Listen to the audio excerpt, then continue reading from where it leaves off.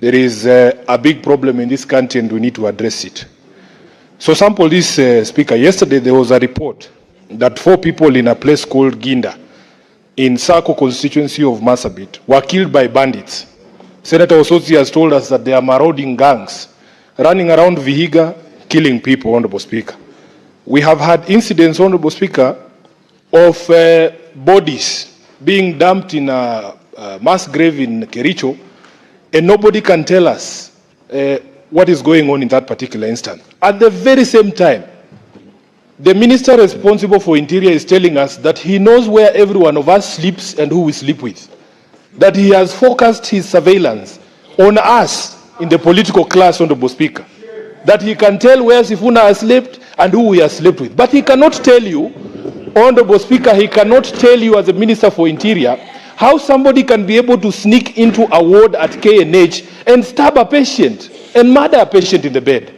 Honorable Speaker, at the very same time, I am asking myself, how can somebody who is supposed to be the patron of our public health facilities, with all the attendant problems, for instance, Honorable Speaker, Kenyatta National Hospital, a national referral facility, has had cases of shortages of blood, test reagents, medicines, even patient food at times, Honorable Speaker.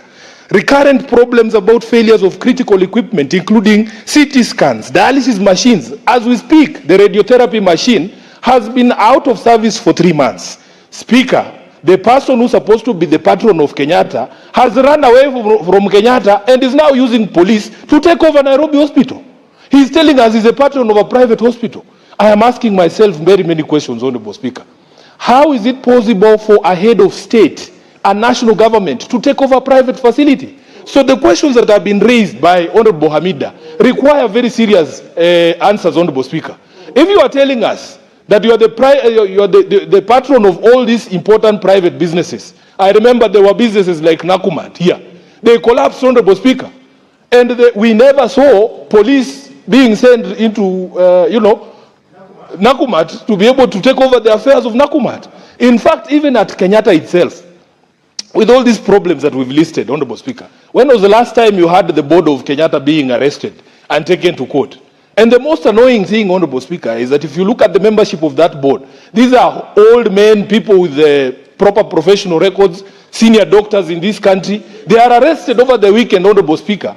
And the president himself confirms that he's the one who sent the police. Speaker, when President Ruto was campaigning, he told us that the era of the use of state security agencies to intimidate and to harass people would be a thing of the past. When he stands up and confirms his mambo ni matatu philosophy in handling of private disputes, we have a reason to worry. Which is why we continue to urge that, Honorable Speaker, this country can never be about shiny things. You are building as a railway. It is ours anyway. It is our money. But you are arresting 80-year-old doctors to take over a private facility. Na yako imekushinda.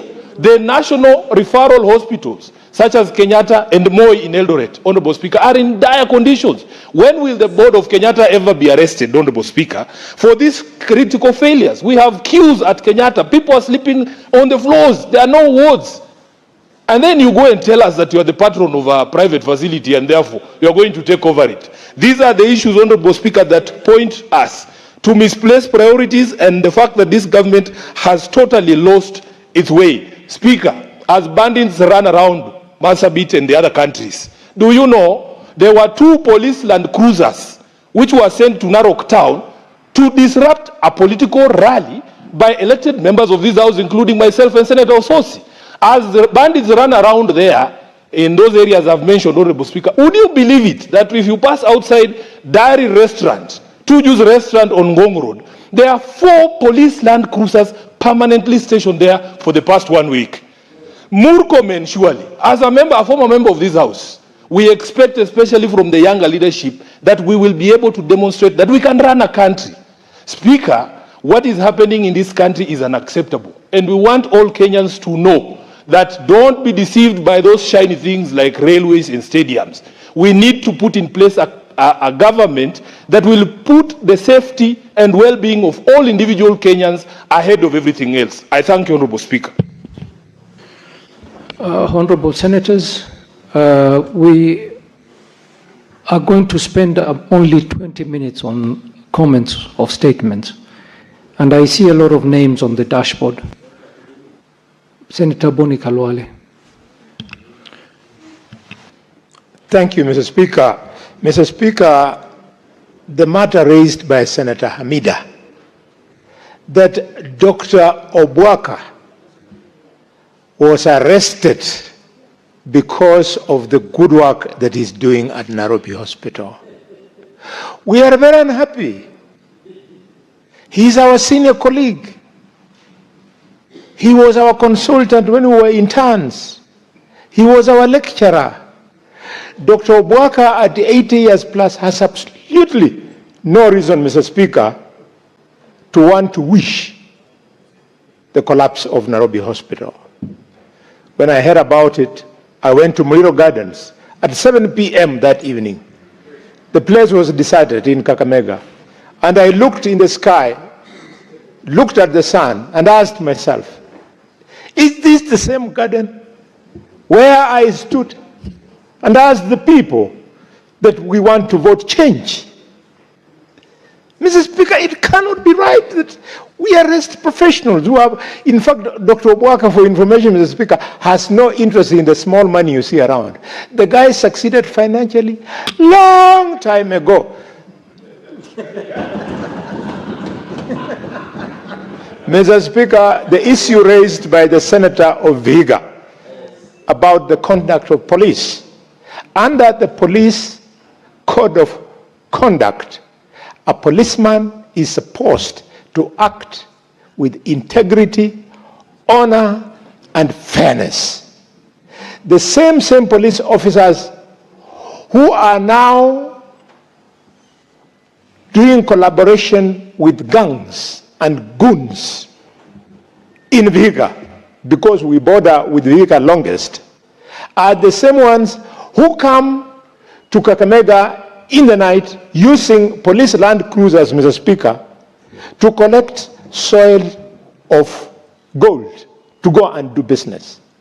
They are the same one, Mr. Speaker, who come and raid our villages when our elders and others are enjoying traditional beer. They come and harass them, and the alcohol they take, Mr. Speaker, they go and sell at their own joints, which they have done with some unscrupulous people. There must be order in the police force. Otherwise, I see them harassing my kid brother, Edwin Sifuna. Edwin Sifuna cannot even hurt a fly. He's very fluent in English, speaks very good Kiswahili, not to mention Kiluya.